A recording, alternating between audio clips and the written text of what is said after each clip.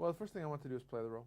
I thought the role was really interesting. It would give me a lot of challenges, and I'd be able to do something different than what I'd done, and it was just really exciting. And once I did that, they said, well, why don't you direct it as well? And I looked at it at first with a kind of a bit of a jaundiced eye, you know.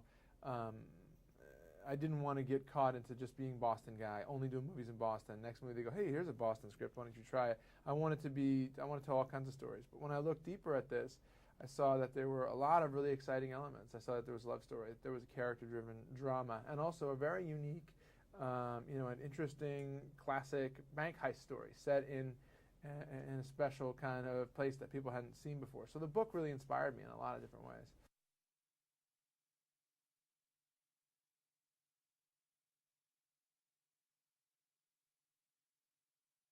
Where you grow up informs you. In fact, that's part of what the movie's about, how we are shaped largely by our environment. And when we want to change that and resist that and remodify ourselves from the way that we've been brought up, it's very, very difficult, you know, and this guy's trying to change and he has a hard time in this movie.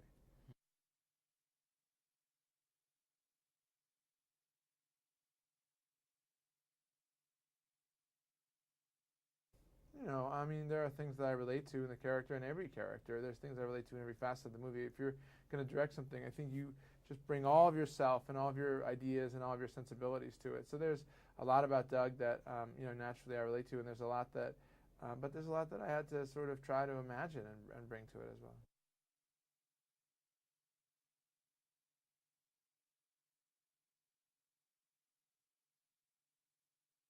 I think you can judge yourself as a director by who you steal from.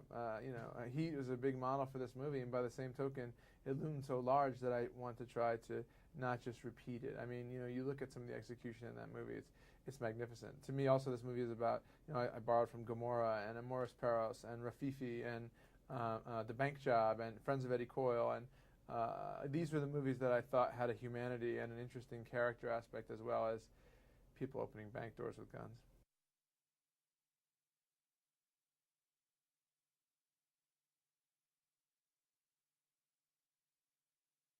Yeah, the camera's always kind of at eye level. It's always moving almost as a person. The idea was to put the audience into the shoes of the robber and sometimes of the victims of these things. And if you get the camera doing something too elaborate or too sort of out in the abstract and in the subjective or in the objective, I think you start to lose a feeling of immediacy and lose an attachment to the characters, and maybe even a sense of realism dissipates with that sort of distant camera.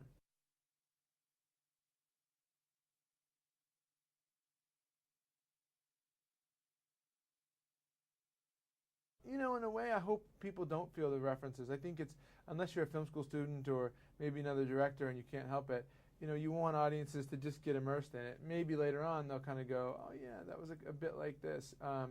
But my hope is that all those things are submerged below the surface.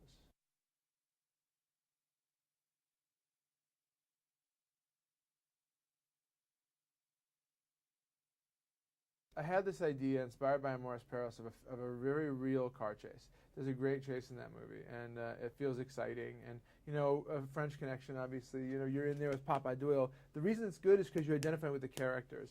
Additionally, with this thing, my idea was always to have it car to car, always in the car, almost handheld. Because I had stunt actors in there, I could put them in the mask, shoot over them to the police cars, over the police stunt drivers to the actors in the car, low sparrow cam so that you see the walls going by you very fast and you get a sense of this rabbit warren that they're in and trying to escape through. And, I had incredible people executing that. I mean, that plan was executed by geniuses. There's just extraordinary crew members who did a lot of work, and so I was honored by and benefited from their gifts.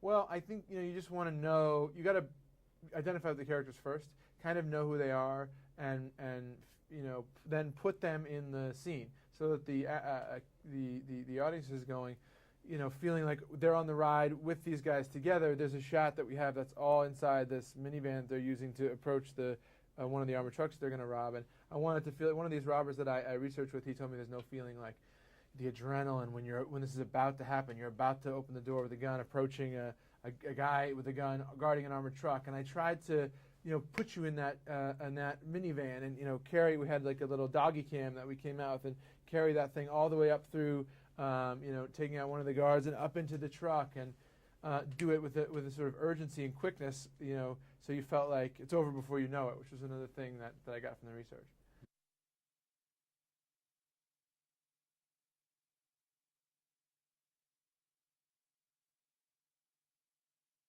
Well, there's twofold.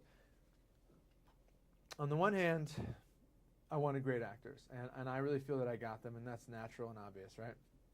Mostly I wanted actors who would bring A, realism, and B, complexity to the role. They weren't playing archetypes, they weren't playing stereotypes, they weren't playing good guys and bad guys. They were playing whole people that I wanted the audience to recognize in a three-dimensional sense so that they wouldn't judge them. And that's sort of the main characters.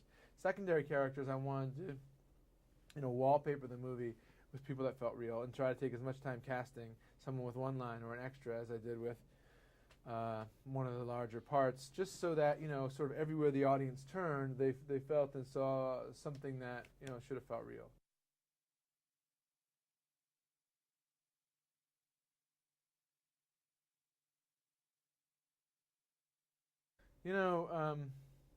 It's one of those things you can't force a friendship.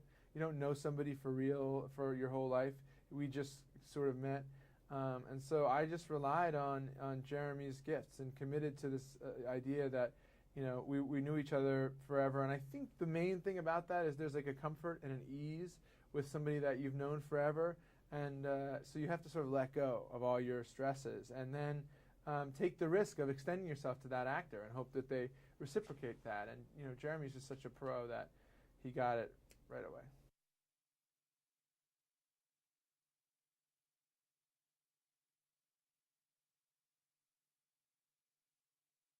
Well, I can think of, the movies that I've been in that were dark. I tend to be, at a certain point you're a victim of the things that you're cast in.